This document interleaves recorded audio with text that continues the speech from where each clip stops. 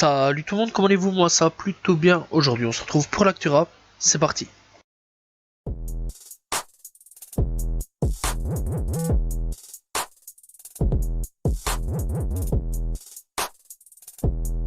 On commence l'actu rap FR avec une très bonne nouvelle puisque Lino annonce son retour, puisqu'il annonce la sortie de son nouvel album. Bref, c'est pour cette année. Voilà, bref, donc il confirme donc son album, il a marqué tout simplement mon album qui va arriver avant la fin de l'année.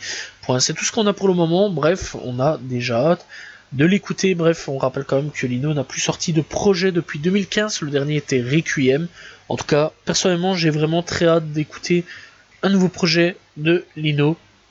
Dites-moi ce que vous en pensez dans les commentaires.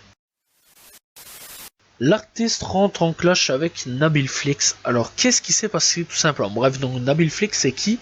Déjà d'avance, c'est un youtubeur influenceur sur les réseaux, donc voilà, enfin bref, c'est logique, qui pour le moment est en train de mener une enquête sur quelque chose d'assez intéressant.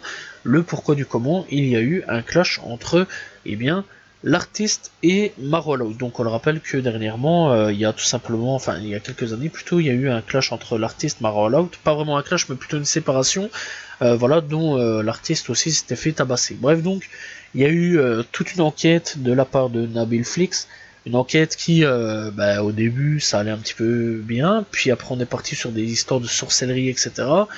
Bref, donc voilà, c'est parti quand même assez loin à ce niveau-là. Et ici, il y a eu le dernier épisode qui devait sortir, qui est sorti apparemment hier ou aujourd'hui, à l'heure où je fais la vidéo. Donc voilà, enfin à l'heure où j'enregistre tout simplement ceci. Bref, l'artiste s'en est pris à Nabil Flix tout simplement dans l'affaire de sorcellerie, etc. Bref, aujourd'hui, c'est vrai quand même que c'est assez fort quand même sur certains points. Donc voilà, il y a eu quand même pas mal de trucs assez étranges là-dedans. Donc voilà, je vais pas trop rentrer dans le débat, pour ça faudrait faire une plus grosse vidéo là-dessus. Donc voilà. Il faut savoir que l'artiste a sorti une vidéo avec des audios de différentes personnes, etc. sur cette histoire-là. Il y a eu le nouvel épisode de Nabil Flix qui est sorti aussi, donc voilà. Bref, en tout cas, n'hésitez pas à aller checker tout ça. Il y a pas mal de clash en ce moment entre l'artiste et Nabil sur les réseaux, donc voilà, et c'est plus sur Instagram que ça se passe en ce moment. Lacrim et Mysterio annoncent enfin tout simplement leur album commun. Ce projet s'appellera 20 ans, voilà, donc c'est officiel. Il y a eu une bande annonce là-dessus. 20 ans tout simplement pour leurs 20 ans d'amitié, que ça soit dans le rap business, etc. Et clairement, ça a l'air plutôt prometteur. J'ai vraiment hâte de voir un petit peu ce que ça va donner. Bref, clairement, on a hâte bien sûr d'avoir un featuring, d'avoir plutôt un album commun entre les deux, sachant qu'ils ont fait beaucoup de featuring entre eux, donc voilà, durant leur carrière. En tout cas, personnellement, j'ai hâte de voir un petit peu ce que ça va donner, cet album en commun entre Lacrim et Mysterio. Gato d'Abato refuse tout simplement et accuse Dalla d'être un batteur de femmes et refuse de sortir leur feat. Donc oui, apparemment il y aurait eu un feat entre Gato d'Abato et Dalla. Bref, donc Dalla, je le rappelle, c'est qui? C'est tout simplement un rappeur qui fait ou qui fait plus partie du 9 de I. Telle est la question. Alors pour le moment, je sais pas du tout s'il est encore dans le 9 de I. Donc voilà, bref, donc en tout cas, c'est donc un rappeur qui apparemment est donc accusé d'avoir battu sa bouqueuse. J'avais déjà fait d'ailleurs, tout simplement un actu rap où donc c'était le titre avec Dalla. Donc voilà, bref, où j'avais déjà parlé un petit peu de tout ça. Et donc il faut savoir donc que Gato a fait un featuring avec Dalla et refuse complètement de faire un feat avec lui, enfin de sortir le feat. Donc voilà, et donc il marque pour les pirates qui demandent pourquoi la chanson POH n'est pas sortie. Non, la chanson POH avec Dalla ne sort pas sur aucun service de streaming, pas de chaîne YouTube. La chanson a été enregistrée en 2020, la vidéo a été tournée en 2021 en Colombie, mais c'était avant que nous découvrions qu'il était un batteur de femmes. Donc voilà, bref, clairement, le son a été enregistré il y a 3 ans, il ne sortira jamais. Bref, il a répondu, tout ce que nous avions investi dans ce projet était une perte totale, une perte de temps et d'argent et d'énergie. Donc voilà, bref, clairement, est-ce que Dalla va rester aujourd'hui dans le 9 de I ou non? Telle est la question. Bref, pour le moment, je sais pas du tout s'il est encore dans le 9 de I ou non. Mais clairement, ça peut s'annoncer très mal pour la suite de Dalla. Booba clash Shy après son altercation avec Crystal dans Nouvelle École. Donc qui est Crystal dans Nouvelle École? Et bien tout simplement c'était une rappeuse, donc voilà, qui apparemment n'est non retenue. Donc voilà, j'ai pas encore vu les épisodes. de nouvelle école, et donc eh bien apparemment Crystal n'a pas été retenue. Il y a eu une petite altercation entre elle et Shai. Bref, je sais qu'il y a tout simplement pas mal de vidéos qui tournent pour le moment où elle parle de pas faire sa Nicki, etc., sa Nicki Minaj, etc. Donc voilà, de redescendre un peu sur terre sur certains points. Bref, donc là-dessus Booba s'est empressé quand même de répondre en disant tu as bien raison, l'écoute pas, elle n'écrit pas ses textes et elle n'a jamais produit personne. Voilà, voilà. Bref, donc clairement, il y a un petit renouveau de clash entre Booba et Shay. Je rappelle quand même que Booba avait déjà clashé un petit peu Shay avec Nouvelle École l'année passée, donc voilà. Et est-ce qu'il va y avoir un clash entre femmes dans le rap? Telle est la question aujourd'hui, entre Shay et Crystal. On verra sûrement dans le futur.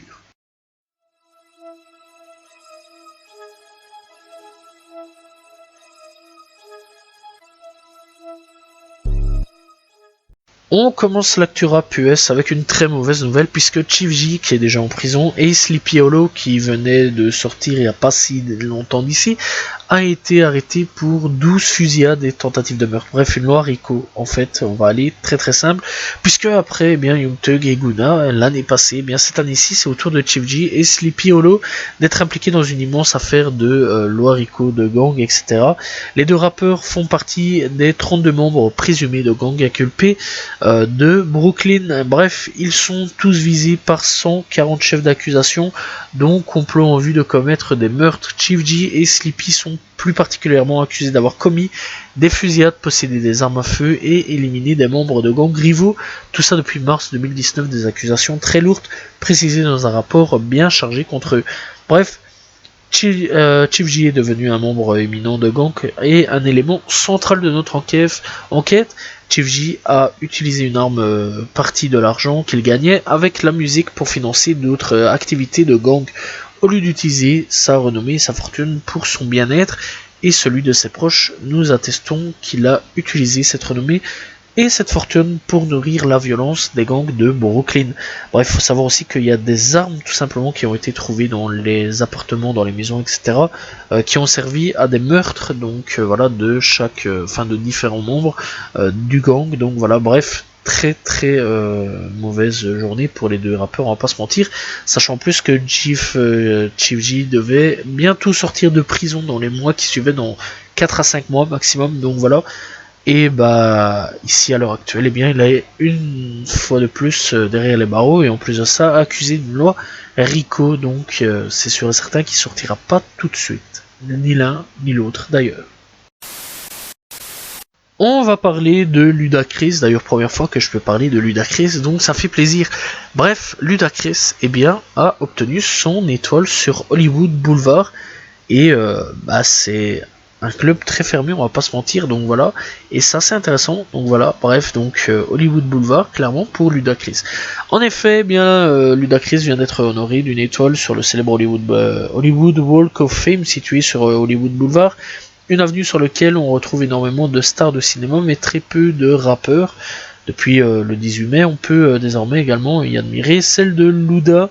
Donc voilà, la cérémonie a eu lieu plutôt jeudi. On peut y voir donc Vin Diesel, LL Cool J, Queen Latifah, Michel Rodriguez et Jordana Brother, ainsi que la famille du rappeur. Bref, on espère aussi prochainement un nouveau projet de sa part, et il faut savoir aussi que le dernier projet, donc il faut savoir aussi qu'il va y avoir un nouveau Fast and Furious s'il est déjà pas sorti, donc voilà, bref, clairement c'est plutôt cool. En tout cas pour Ludacris, tout va bien en ce moment.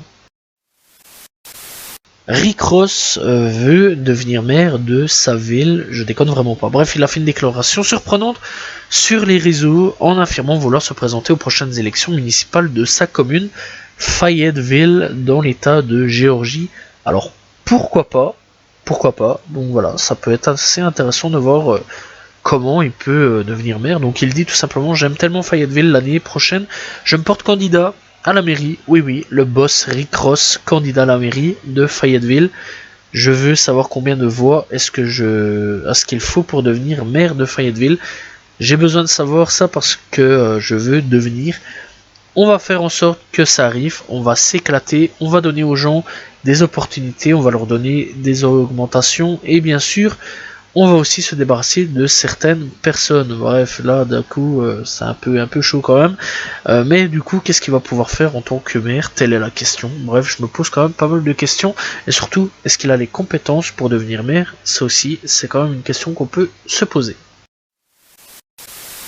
On va un peu parler de Fetty Wap, on a un petit peu des nouvelles de lui, puisque, eh bien, il demande au juge une peine minimale de 5 ans de prison dans une affaire de trafic de drogue. Bref, je rappelle tout simplement que, eh bien, il y a eu quelques petits problèmes de la part de Fetty Wap, puisque, eh bien, il est arrêté donc en octobre 2021 pour laquelle eh bien il a été arrêté pour trafic de drogue, voilà. Et ici récemment il a fait une demande de pouvoir plaider donc coupable, donc déjà d'avance il avait déjà plaidé coupable à des accusations donc fédérales de drogue, et il demande donc de pouvoir faire 5 ans de prison, voilà. Bref, donc clairement est-ce qu'il va les faire ou non, telle est la question, on se pose quand même la question, voilà.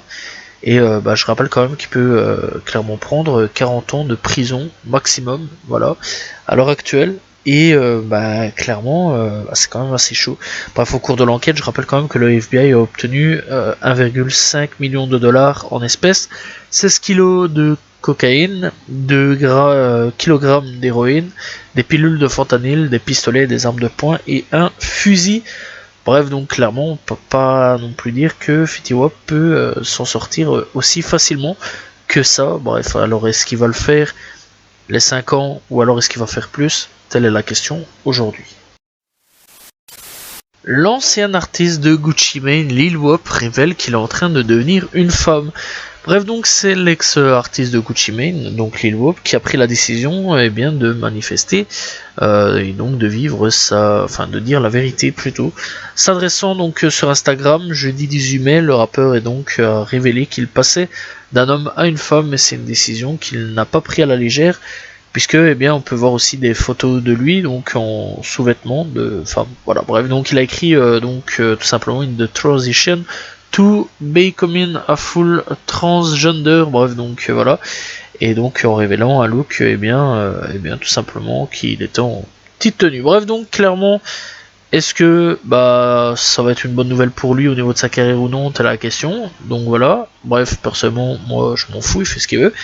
Mais clairement, personne s'y attendait en fait à ce que Lil Wop devienne transgenre. Voilà. Donc clairement, ça peut être intéressant. Est-ce que d'autres rappeurs vont franchir le pas de changer de sexe ou non? Telle est la question aujourd'hui qu'on peut se poser. Voilà.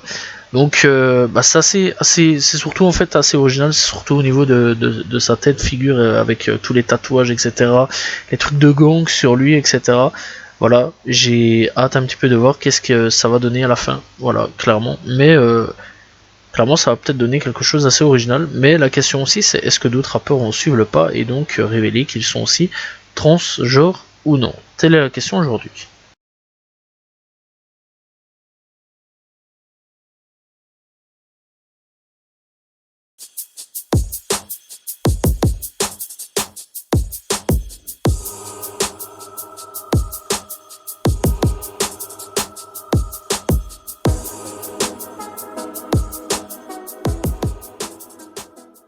Et nous sommes partis avec tout simplement les coups de cœur de cette semaine.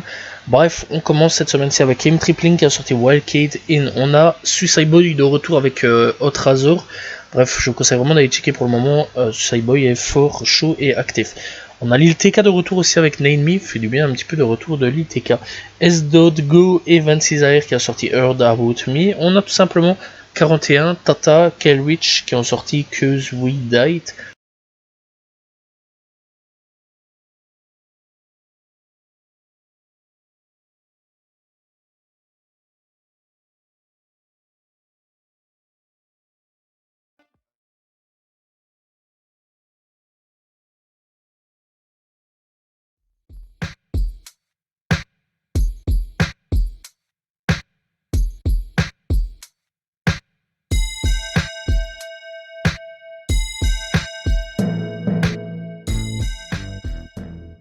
Découverte du jour, on va parler tout simplement de Lito de Plug. Donc c'est un artiste que j'ai découvert l'année passée avec tout simplement Inda City qui est sorti il y a 2 ans d'ici par contre.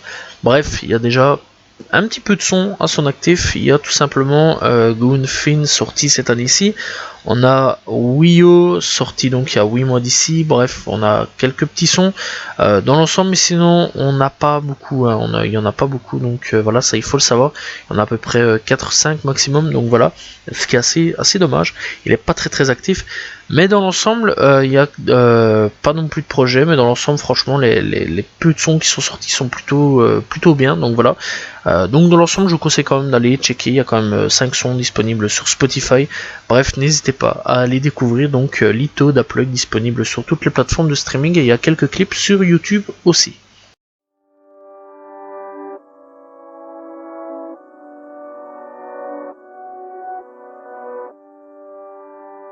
Et nous sommes partis pour les albums sortis cette semaine. On commence tout simplement avec Louvrezval qui a sorti Mustafar. Bref, ça fait plaisir de l'avoir enfin. Donc voilà, n'hésitez pas à aller écouter, c'est le dernier projet de Louvrezval logiquement. Donc voilà. Bref, on a Turi qui a sorti Papillon Monarque. On a la F qui a sorti 691. On a tout simplement, Fresh qui a sorti À l'abri, une réédition, tout simplement. On a Django qui a sorti Troisième terme. On a tout simplement Libro qui a sorti Ozaru.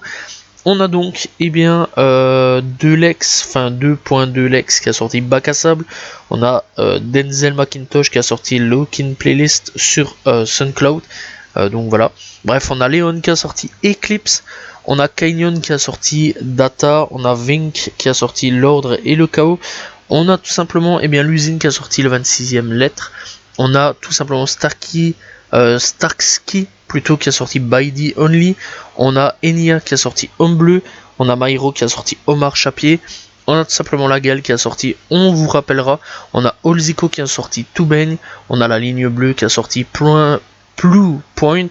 Rebelle Edition, on a Mirax qui a sorti MXMP01 et donc on a tout simplement Ouzbad aussi qui a sorti Gâté 67. Donc voilà, bref, c'était les projets FR de cette semaine. Pour les projets US, on commence tout simplement avec Keitra Miné, donc Aminé et Keitra Nada qui ont sorti Keitra Miné. Voilà, bref, donc rien de plus simple. Tout simplement, bref, donc on a Summer Walker qui a sorti Clear, Too Soft Life. On a tout simplement, donc Surf qui a sorti Good Human plutôt. On a donc Fast and Furious aussi original motion picture soundtrack, c'est que du rap, donc voilà pour ceux qui veulent savoir. D'ailleurs il y a même les Suicide Boys qui ont sorti un son dessus. Juicy World, Goodbye and Good Redance 5Y, donc une réédition. Voilà où il y a 2-3 titres en plus. Voilà, rien de peu très folichon, on va pas se mentir. Easty Nak qui a sorti Nike So plutôt Jim Duggan. On a donc Bailey qui a sorti Mumble Rap 2.